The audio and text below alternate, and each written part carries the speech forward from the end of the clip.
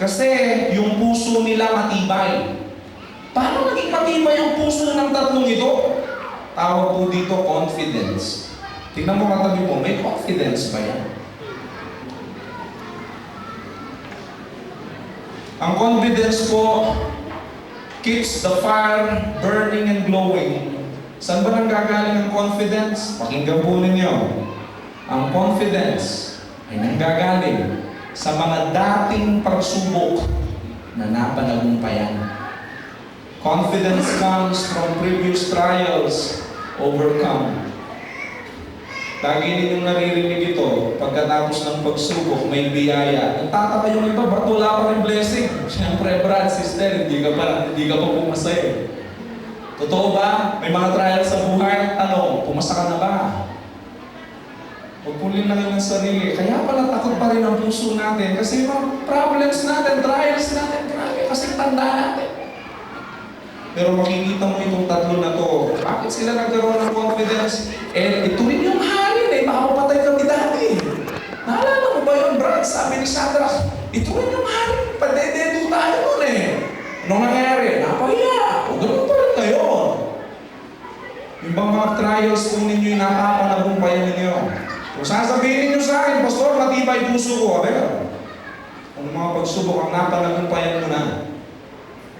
Pero kung hindi kayo nananagumpay sa mga pagsubok, walang confidence. Kasi wala kang napatunayan.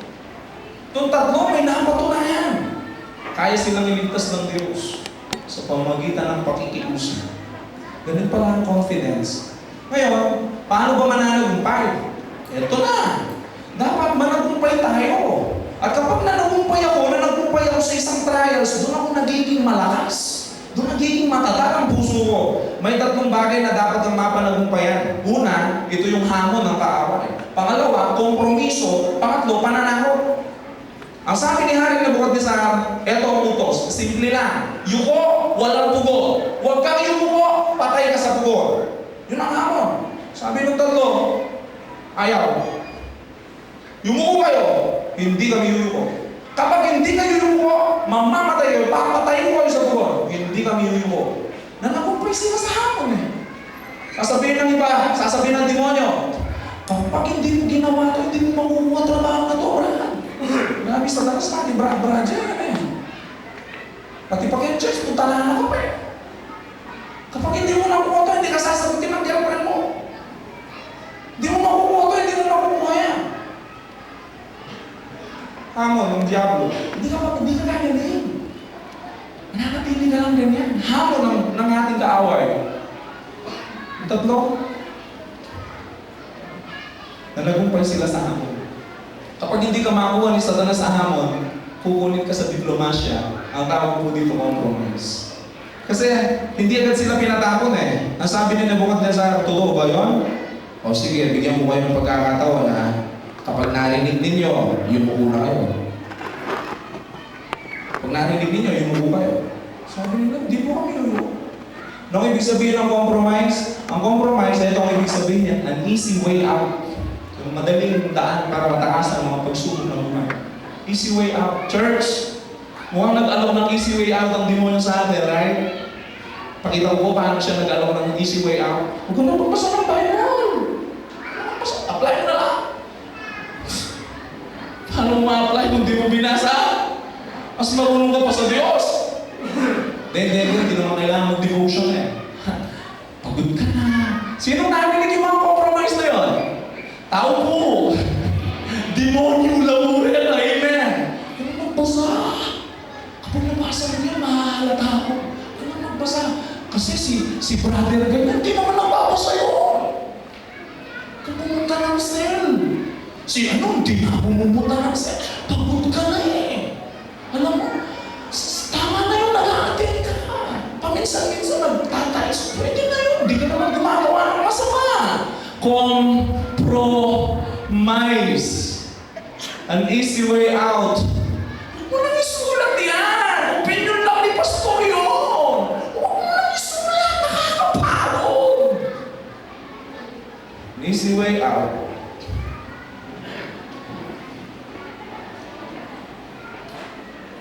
Compromise na tao. Pag Pag nag-compromise ka, may ibinenta ka. Itong ibinenta mo, pananampalataya mo, integridad mo, at katuwiran mo, ibinenta.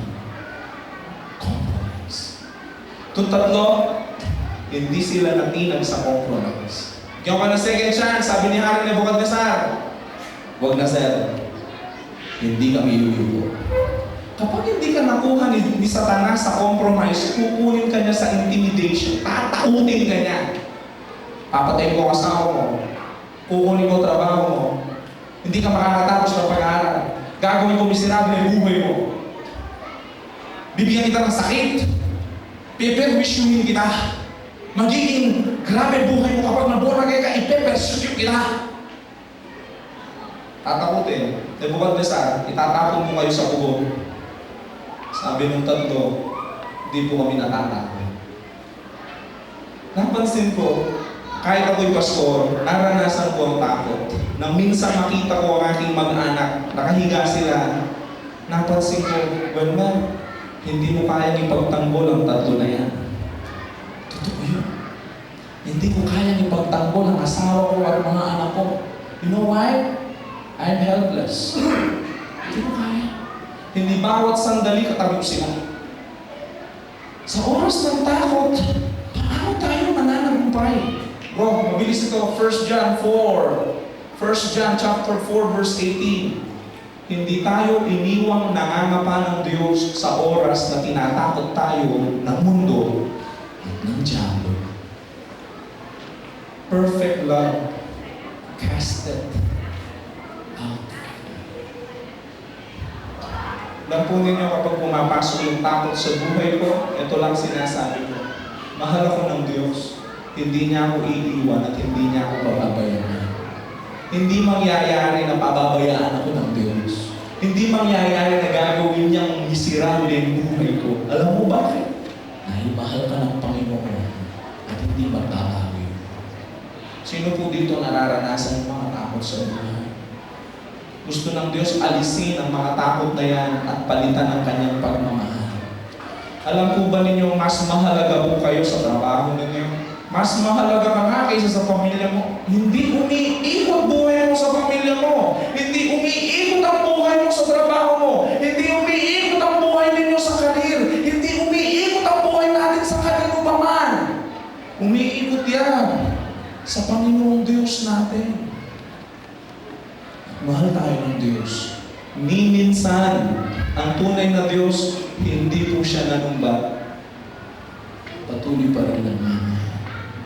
May ningas. Kasi nang nagumpay sila, at ngayon, mananagumpay pa rin. Sino dito? Pwede ba magtaas ng kamay yung gustong managumpay laban sa kaaway? Na kapag hinanod ka ng demonyo, aalisan kita ng trabaho! Bring it on! Maikot sinta mo ba ito? Bring it on!